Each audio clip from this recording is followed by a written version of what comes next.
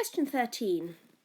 Now this has no relation to the actual passage, but it is a grammar and punctuation question. So rewrite the sentence below very carefully and add in any punctuation you think is needed.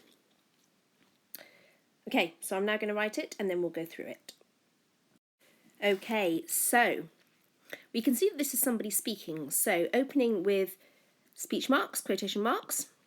I like to eat fish, comma, quotation mark, said the boy, full stop.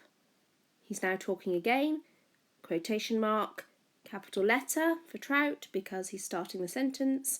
Trout is my favourite, full stop, quotation mark.